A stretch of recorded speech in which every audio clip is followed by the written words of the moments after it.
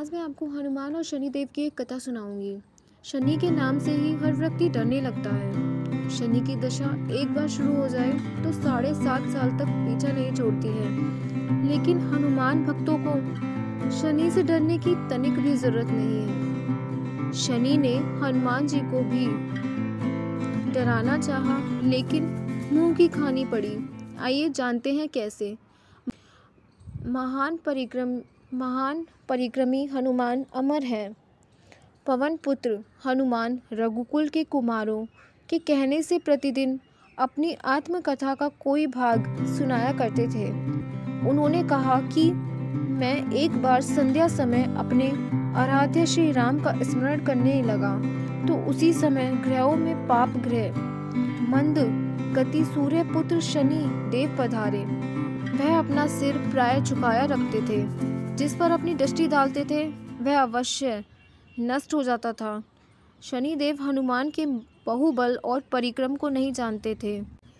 हनुमान ने उन्हें लंका में दशानन के बंधन से मुक्त कराया था। वह हनुमान जी से विनयपूर्वक किंतु कर्कश स्वर में बोले, हनुमान जी, मैं आपको सावधान करने आया हूँ। त्रेता की बात दूसरी थी, अब कलयुग प्रारंभ हो गया है।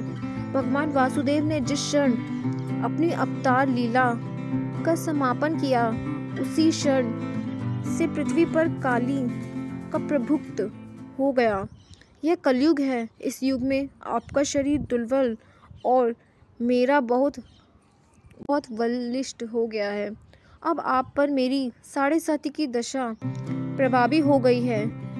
मैं आपके शरीर पर आ रहा हूँ। शनिदेव को इस बात का तनिक भी ज्ञान नहीं था कि रघुनाथ के चरणों पर काल का प्रभाव नहीं होता। करुणा निधान उनके हृदय में एक क्षण वो भी आ जाते हैं। काल की कला वहाँ सर्वदा निष्फल हो जाती है। प्रारंभ के सर्वसमर्थ पर ब्रह्मा के सेवक का निरंतर संचालन पोषण प्रभु ही करते हैं। उनके सेवक की ओर दृष्टि उठाने वाले का साहस कोई सुर असुर करे तो स्वयं अनिष्ट भजन देते हैं। शनिदेव के अग्रज यमराज भी प्रभु की भक्ति की ओर देखने का साहस नहीं कर पाते। हनुमान जी ने शनिदेव को समझाने का प्रयत्न किया, आप कहीं अन्य जाइए। ग्रहों का प्रभाव पृथ्वी के मारणशील प्राणियों पर ही पड़ता है। मुझे अपने आराध्य का स्मरण करने दे। मेरे शरीर में श्री रघुनाथ जी के अतिरिक्त दूसरे किसी को स्थान नहीं मिल सकता। लेकिन शनिदेव को इससे संतोष नहीं मिला। वह बोले, मैं सृष्टिकर्ता के विधान से विवश हूँ। आप पृथ्वी पर रहते हैं, अतः आप मेरे प्रभुत्व क्षेत्र में बाहर नहीं है।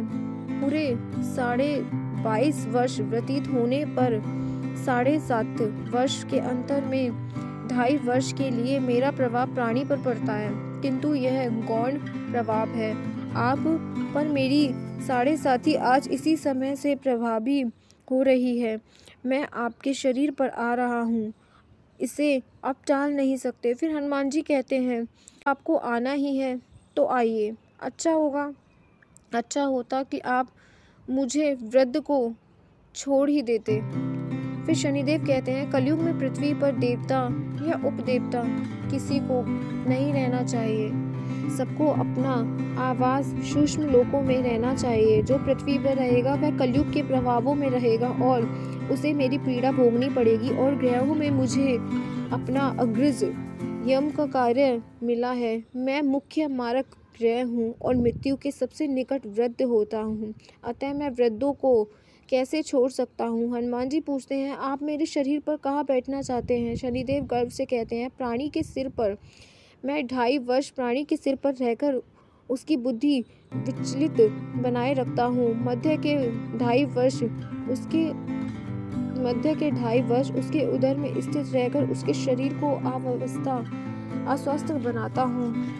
वह अंतिम 2.5 वर्ष पैरों में रहकर उसे भटकाता हूँ। फिर शनिदेव हनुमान जी के मस्तक पर आ बैठे तो हनुमान जी के सिर पर खाज हुई। उसे मिटाने के लिए हनुमान जी ने बड़ा पर्वत उठाकर सिर पर रख दिया।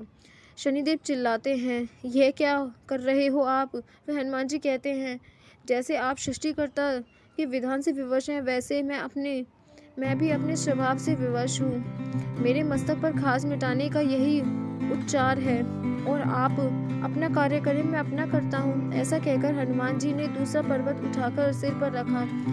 इस पर शनिदेव कहते हैं, आप इन्हें उतारिए, मैं संधि करने को तैयार हूँ।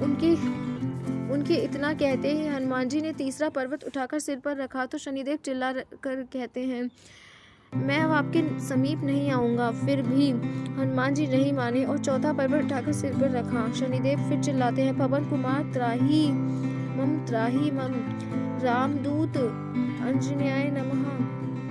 मैं आपको भी पीड़ित नहीं करूंगा जो आपका स्मरण करेगा। मुझे उतारने का अवसर दे। हनुमान जी कहते हैं, बहुत शीघ्रता की, अभी तो 5वां पर्वत शिखर बाकी है।